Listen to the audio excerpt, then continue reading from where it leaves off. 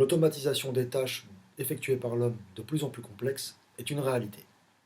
Dans un rapport publié en 2014, on estime que 42% des métiers présentent une forte probabilité d'automatisation, que ce soit dans les domaines intellectuels ou manuels. Et c'est sans compter sur les avancées récentes de l'IA, l'intelligence artificielle. Sam Altman, l'un des cofondateurs de ChatGPT, déclare le 26 mai 2023 lors de son audition au Congrès américain que les avancées de l'IA font craindre une suppression massive d'emplois dans de nombreux domaines.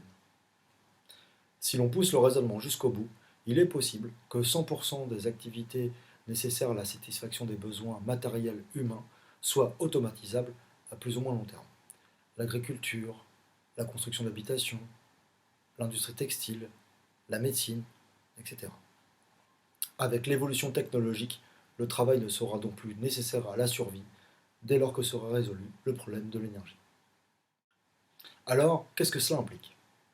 Il est d'intérêt collectif que la collectivité se dote d'une technologie capable de remplacer le travail humain en priorité pour les travaux pénibles et dangereux. Et plus un grand nombre de tâches seront automatisées, plus de temps libre sera laissé à l'esprit humain pour habiter et penser le monde. Conséquemment, l'automatisation des tâches s'accompagne d'une évolution majeure du modèle social du travail, car inexorablement, il n'y aura plus de travail pour tout le monde. Elle entraîne une transformation profonde de la relation travail-salaire, puisque il faut bien que chacun ait un salaire pour pouvoir se procurer les biens et services qui lui sont nécessaires et qu'il ne peut pas se produire lui-même. Or, il n'y aura pas de travail pour tous. L'homme de Karl Marx et de Jean-Paul Sartre, décrit comme un être de manque et un être au travail, appartiendra alors au passé. Le modèle de l'homme qui, souffrant d'un manque, travaille pour obtenir un salaire lui permettant d'acheter les biens et services nécessaires pour combler ce manque, n'a plus lieu d'être dès lors que suffisamment de biens et services sont produits pour combler les manques sans que tous ne soient obligés de travailler, c'est-à-dire de participer à leur production. Donc si l'on raisonne en décorrélant le sujet du travail de celui du salaire, on peut poser qu'il est souhaitable pour l'homme qu'un maximum de tâches soient accomplies de manière automatique dès lors que l'on dispose d'une énergie propre pour alimenter cette production, en particulier les tâches permettant d'assurer les besoins vitaux de la population en nature, c'est-à-dire boire, manger, respirer, se chauffer, le cas échéant se refroidir, se soigner et se sécuriser. Mais cela vaut pour toute tâche. Le travail humain se limite donc à ce qui ne peut pas être fait par une machine, et ce, jusqu'à ce qu'une machine en soit capable, mais aussi à ce qui ne doit pas être fait par une machine, même si une machine en est capable, ce qu'il s'agit de définir collectivement. Par exemple, si un jour une IA est capable de compiler toutes les lois et toute la jurisprudence afférente à un procès, est-ce que nous souhaiterons pour autant nous passer d'un juge humain et d'un jury populaire pour apprécier chaque situation toujours singulière? Si un drone militaire est capable de repérer et de bombarder une cible de manière totalement autonome, est-ce que nous ne préférerons pas tout de même laisser en dernière instance le choix d'effectuer le tir à un être humain? Si un programme informatique est capable de faire le bon diagnostic, de prescrire le bon traitement à un patient, est-ce que nous souhaiterons nous passer de l'expertise, de la présence d'un médecin pour annoncer le diagnostic, adapter le traitement en fonction de chaque situation, là aussi toujours singulière, et tout simplement pour nous tenir la main? Si un droïde est capable d'assurer le service dans un bar, comme dans Star Wars ou Passenger, est-ce que nous ne préférons pas quand même avoir affaire au bon vieux barman ou à la charmante petite serveuse pour discuter, flirter, refaire le monde parfois alcoolisé, rigoler et même parfois s'épancher? Un exemple parlant sur le sujet est celui des plateformes téléphoniques où, même si l'automatisation progresse, je préfère, et de loin, avoir affaire à une personne physique. L'automatisation des tâches pose en premier lieu le problème des compétences individuelles. En effet, certains humains ne seront pas capables d'acquérir les compétences physiques ou cognitives leur permettant d'assurer des tâches non robotisables, et donc de se dégager un salaire dans un modèle où salaire égale travail.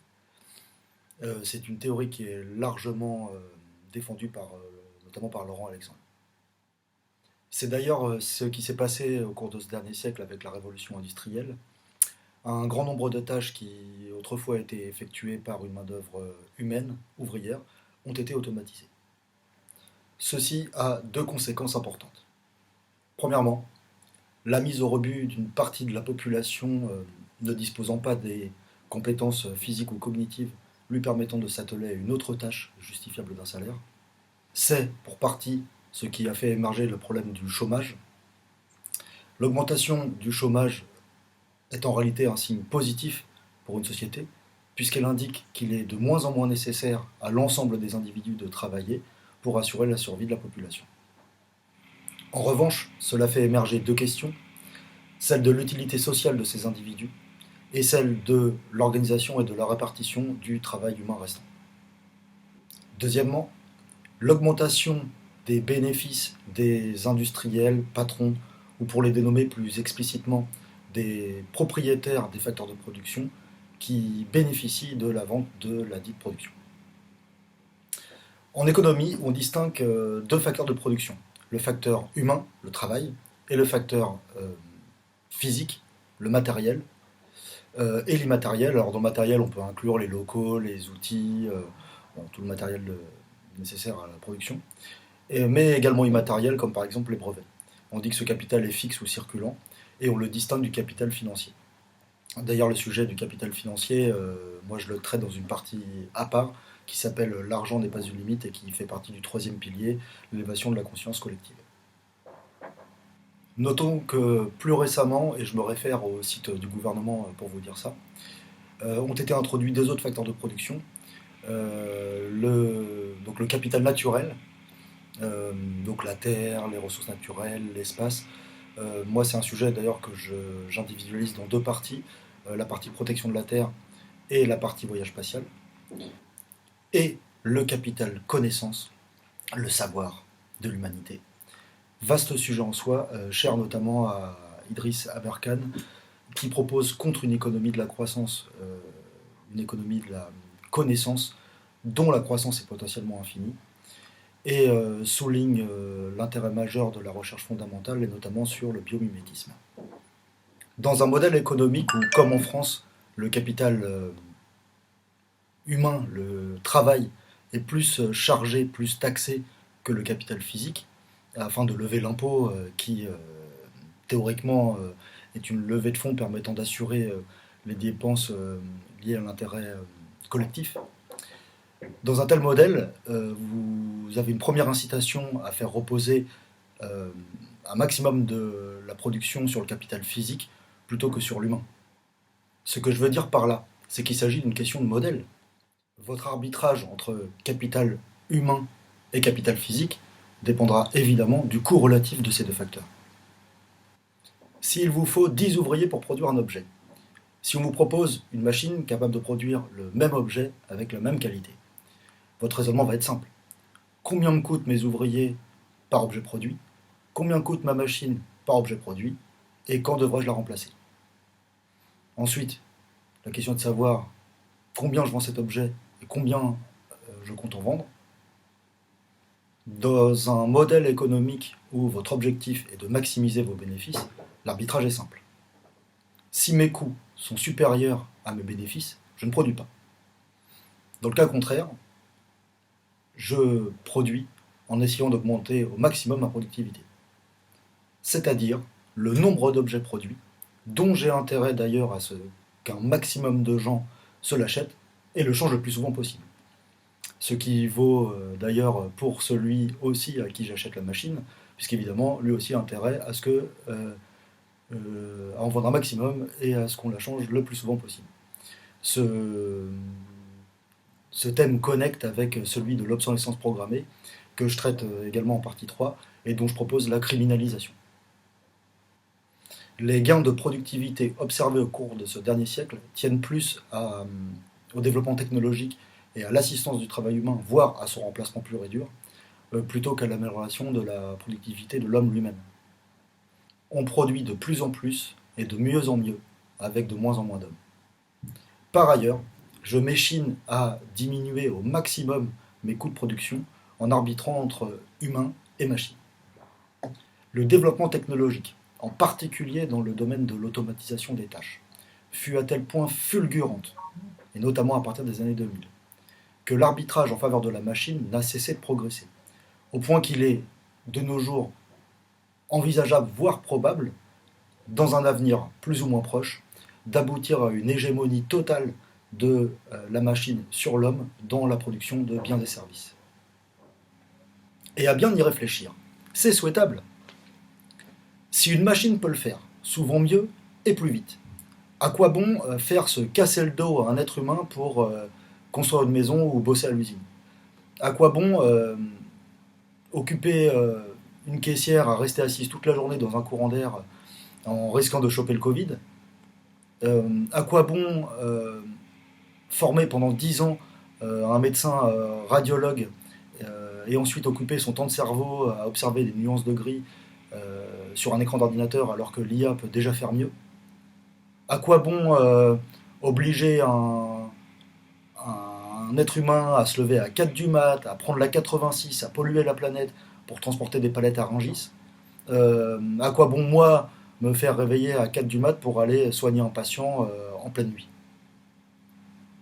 On peut multiplier les exemples comme ça, mais l'idée est de dire, si une machine peut le faire, à quoi bon occuper un esprit humain à le faire? Il est souhaitable, collectivement, que l'automatisation des tâches aboutisse in fine au remplacement du travail humain. Alors évidemment, ça suppose en face une refonte totale des règles économiques et des modalités de répartition des richesses produites. En premier lieu, il est nécessaire qu'un glissement s'opère de la taxation du travail vers la taxation du capital. Un modèle économique et social ne peut plus reposer sur le travail dans un monde où le travail n'est plus nécessaire. Le concept même de travail doit être revu. Ce que confère le travail aux individus, c'est du lien social, le sentiment d'utilité sociale, et un salaire pour se procurer les biens et services lui permettant de s'élever dans la pyramide de Maslow. La pyramide de Maslow, rappelons-le, hiérarchise les besoins, avec en premier les besoins physiologiques, les besoins de sécurité, le besoin social, le besoin d'estime, et enfin le besoin d'accomplissement. Dans un monde totalement automatisé, il est possible de décorréler totalement le salaire de l'activité de production. Le salaire pourrait être strictement corrélé au travail fourni dans l'intérêt collectif. Ce phénomène fait émerger la question de la mise en place d'un revenu minimum universel. Dans mon modèle, je l'imagine en nature. C'est-à-dire que chacun a le droit à la garantie de l'assouvissement de ses besoins physiologiques, c'est-à-dire de ses besoins primaires vitaux. Respirer, boire, manger, se soigner, se sécuriser, se chauffer ou, le cas échéant, se refroidir. Ce droit est assuré par la taxation du capital ou de la production elle-même. Ceux d'entre nous qui œuvrent en faveur de la collectivité, par leur travail, perçoivent un salaire. Soit parce qu'ils exercent une tâche non automatisable ou non automatisée, soit parce qu'ils se forment pour acquérir les compétences en vue de l'exercer, comme par exemple les étudiants, soit parce que, par leur talent, leur envie, leur passion, ils proposent une œuvre digne d'intérêt pour ses frères humains. Et c'est un point sur lequel je suis un peu plus enthousiaste qu'Éric Sadin, il perdurera toujours des activités qui, même si elles sont robotisables, seront toujours pratiquées par les êtres humains. Je me suis amusé à me faire une petite liste, mais le sport, l'art, l'humour, la littérature, la philosophie, la gastronomie, la psychologie, l'éducation des enfants, vous pouvez vous amuser comme ça à lister les activités dont vous pouvez imaginer qu'un jour elles puissent être faites par une machine, mais dont vous ne pouvez pas vous dire que vous ne les pratiquerez plus. Et, et c'est un point très intéressant dans la réflexion sur l'IA, il est des domaines dans lesquels l'imperfection est perfection. La perfectibilité de l'homme dans de multiples domaines, dans l'art, dans le sport, ce côté faillible, ce côté inopiné, euh, qui amène d'ailleurs à euh, l'émergence d'une sorte de hasard ou de la coïncidence euh, ou de choses fortuites, euh, qui tout ça rentre dans un ordre plus global. Tout ça ne sera jamais dépassé par de l'IA. Est-ce que parce qu'il existe de nos jours des ordinateurs capables de battre quiconque aux échecs, les gens ne jouent plus aux échecs? Est-ce que s'il existe un jour une équipe de robots capable de battre la meilleure équipe de foot de la planète, est-ce que pour autant on ira plus au stade, se boire des bières et voir un match de foot entre humains? Est-ce que si l'IA un jour arrive à danser, chanter, composer ou jouer de la musique, euh, écrire une pièce de théâtre, écrire une œuvre littéraire, euh, ou simplement rédiger une rédaction de français, est-ce que pour autant les êtres humains cesseront d'exprimer leur peine, leur joie, leur imaginaire et leurs idées par ces moyens? Est-ce que si un robot est capable de surfer mieux que moi, je vais arrêter de surfer? Est-ce que si une IA est capable de mieux éduquer mes filles que moi, je vais arrêter de m'en occuper? Est-ce que cessera un jour l'envie de se faire rire et parfois pleurer, l'envie de se détester, mais surtout l'envie de s'aimer? Est-ce que l'IA sera capable un jour de spiritualité? En conclusion, l'automatisation des tâches permet de libérer l'humain du travail et de le laisser se consacrer à une œuvre, de lui libérer du temps pour habiter le monde, pour l'expérimenter, le penser, le contempler, et donc de s'élever en conscience.